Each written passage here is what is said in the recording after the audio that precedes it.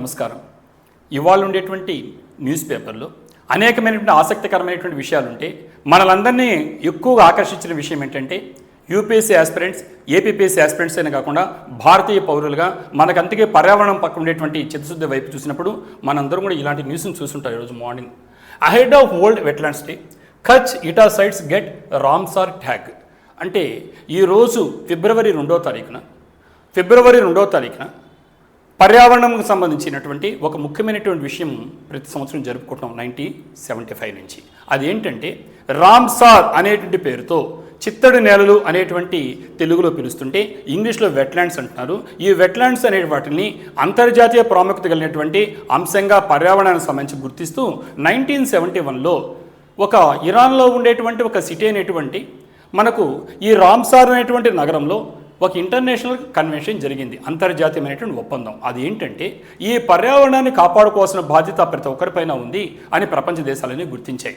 So దాంట్లో భాగంగా 1971 ఇరాన్లో జరిగినటువంటి ఆ రామ్సార్ నగరంలో జరిగినటువంటి ఆ కన్వెన్షన్ 1975లో నుంచి ఒప్పందం వస్తే అమల్లోకి వస్తే 1982లో మన ఇండియా కూడా దాంట్లో భాగస్వామిగా చేరింది. మరి అప్పటి నుంచి ఈ ప్రపంచవ్యాప్తంగా ఉండేటువంటి చిత్తడి నెలలు, తడి నెలలు లేదా వెట్లాండ్స్ అని పిలుస్తున్నాం, వీటిని రామ్సార్ సైట్స్ అనే పేరుతో ఈ కన్వెన్షన్ ప్రకారంగా పిలవడం మొదలుపెట్టినప్పుడు అనేకమైన నేలల్ని ఈ పర్యావరణ ప్రాముఖ్యాన్ని గుర్తిస్తూ యాడ్ చేస్తున్నప్పుడు మన ఇండియాలో ఉండేటువంటి ఇక్కడ ఇప్పుడు చెప్పుకున్నటువంటి ఈ 2 సైట్స్ కచ్ ఇటా అనేటువంటివి మనము జనవరి 31 మన 2026లో ఇప్పటి వరకు ఉండేటువంటి లేటెస్ట్ సైట్స్లోకి నూతనంగా ఈ జాబితాలోకి చేర్చబడ్డాయి.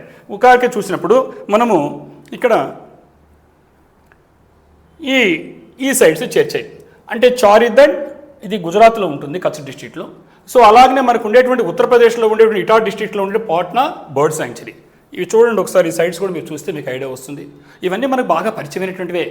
మనందరూ కూడా చిన్నప్పటి నుంచి చదువుంటారు. కొల్లేరు లేక్, అలాగే చిల్కా లేక్ అని చదువుంటారు. ఇవి కూడా రామ్సార్ సైట్సే. రామ్సార్ సైట్స్ అంటే మనకు చిత్తడిగా తడిగా ఉండేటువంటి నేలలు. ఏంటి వీటి ప్రాధాన్యత అని చూసినప్పుడు మనము ఇక్కడ చూసినప్పుడు ఇక్కడ మరి చూడండి ఒకసారి, అసలు వెట్లాండ్ అంటే ఏంటి అని ముందు డిఫైన్ చేస్తే, వెట్లాండ్ అంటే ఎన్విరాన్మెంటల్ బ్యాలెన్స్, ఈ పర్యావరణ యొక్క సమతుల్యతను మెయింటైన్ చేస్తూ మైగ్రేటరీ బర్డ్స్, అనేక పక్షులు ఎక్కడో ఉండి విదేశాల నుంచి వస్తుంటాయి, వీటిని మైగ్రేటరీ బర్డ్స్ అనే పేరుతో పిలుస్తుంటారు, వలస పక్షులను పిలుస్తారు తెలుగులో. అలాగని రేర్ ఫ్లోరా అండ్ ఫారా, అత్యంత అరుదైనటువంటి ఫ్లోరాకి ఫానాకి, వృక్ష జాతులకి జంతు జాతులకి నెలవైనటువంటి తడి నెలనే మనం వెట్లాండ్స్ అనే పేరుతో ఇంగ్లీష్లో పిలుస్తున్నాం, తెలుగులో తడి నెలను పిలుస్తున్నాం. ఇప్పటి నుంచి ఏం పిలుస్తారంటే రామ్సార్ సైట్స్ అంటే అవి పిలుస్తున్నాం. మీరు ఈ రామ్సార్ సైట్స్ అనేటువంటివి ఇంతకుముందే చెప్పినట్టుగా ఈ ఇరాన్లో ఉండేటువంటి రామ్సార్ అనేటువంటి నగరంలో జరిగినటువంటి ఒప్పందం ప్రకారంగా అమల్లోకి వచ్చినాయి కాబట్టి గుర్తింపు పొందడము అప్పటి నుంచి రామ్సార్ సైట్స్ అనే పేరుతో పిలుస్తున్నాం. ఈ ముఖ్యంగా దాని ఉపయోగం ఏంటి అంటే బయోడైవర్సిటీ, జీవ వైవిధ్యం. మనం చూస్తున్నాం అనేకమైనటువంటి జీవజాతులు ప్రకృతిలో ఉన్నాయి. ఈ బయోడైవర్సిటీని ఎవరైనా మనం నాశనం చేయగలుగుతున్నాం కానీ సృష్టించగలుగుతామా? చేయలేం. కాబట్టి బయోడైవర్సిటీని కాపాడడంలో చాలా కీలకమైన పాత్ర వహిస్తున్నాయి. అలాగనే చూస్తే ఫ్లడ్ కంట్రోల్, వరదలు చూస్తున్నాం, విపరీతమైన వరదలు, అకాల వరదలు ఎప్పుడు ఎలా ముంచుకొస్తున్నాయో తెలియడం లేదు. ఇలాంటి వరదలను కంట్రోల్ చేయడానికి ఫ్లడ్ కంట్రోల్కి ఉపయోగపడుతున్నాయి. అలాగనే వాటర్ ప్యూరిఫికేషన్, ఇవన్నీ కూడా ఇవి న్యాచురల్గా ఉండేటువంటి రీఛార్జ్ చేసుకుంటూ వాటర్ని ఈ వాటర్ ప్యూరిఫికేషన్ ఉపయోగపడతాయి. ఎన్నిటికి ఉపయోగం ఏంటంటే హ్యూమన్ వెల్బీయింగ్, అంటే మానవ సంక్షేమానికి మనకు ఉపయోగపడాలి. సో కాబట్టి ఈ వరల్డ్ వెట్లాండ్స్ డే అనేటువంటిది ఈరోజు ఫిబ్రవరి 2వ తారీఖున ప్రతి సంవత్సరం జరుగుతుంది. దీని యొక్క ప్రాధాన్యత మీరు గుర్తించారు. మరి ఇదే విధంగా చూసినప్పుడు మనకు ఉండే ఇప్పుడే చెప్పినట్టుగా 2026 జనవరి 31 ప్రకారంగా మనం ఇండియాలో 98 డిజిగ్నేటెడ్ రామ్సార్ సైట్స్ ఉన్నాయి. డిజిగ్నేటెడ్ అంటే గుర్తింపు పొందినటువంటి, అంతర్జాతీయంగా దీనికంటూ ఒక సెక్రటేరియట్ ఉంటుంది, ఈ రామ్సార్ సెక్రటేరియట్ అంటారు. అక్కడి నుంచి ఇచ్చిన ప్రకటన ప్రకారంగా అవి గుర్తిస్తాయి ఆ సైట్స్ దానికి తగినటువంటి యోగ్యత ఉందా లేదా, అర్హత ఉందా లేదా, ఎలాంటి పరిస్థితులు ఉన్నాయి, ఎలాంటి చర్యలు తీసుకోవడానికి గుర్తిస్తారు. కాబట్టి ఇలాంటి గుర్తింపు ప్రకారంగా చూసినప్పుడు మన భారతదేశంలో 1.36 మిలియన్ హెక్టార్స్ అనేటువంటివి ఈరోజు మనం రామ్సార్ సైట్స్గా మనం గుర్తించాము. అదేవిధంగా చూస్తే ఏషియాలోకెల్లా, ఆసియా ఖండంలోకెల్లా ఎక్కువగా రామ్సార్ సైట్స్ కలిగినటువంటి దేశం ఏదంటే మన దేశం, మన భారతదేశము. అదేవిధంగా ప్రపంచవ్యాప్తంగా ఉండేటువంటి రామ్సార్ సైట్స్లో ఈరోజు 3rd ప్లేస్లో భారతదేశం ఉంది. ఇది ఏం తెలియజేస్తుందంటే మనకు ఉండేటువంటి స్ట్రాంగ్ కమిట్మెంట్, పర్యావరణాన్ని పరిరక్షించడంలో, ఎన్విరాన్మెంట్ కాపాడుకోవడంలో భారతదేశానికి ఉండేటువంటి స్ట్రాంగ్ డిటర్మినేషన్ కమిట్మెంట్, బలమైనటువంటి చిత్తశుద్ధిని అంకితం సంస్కృతి భావాన్ని తెలియజేస్తున్నాయి.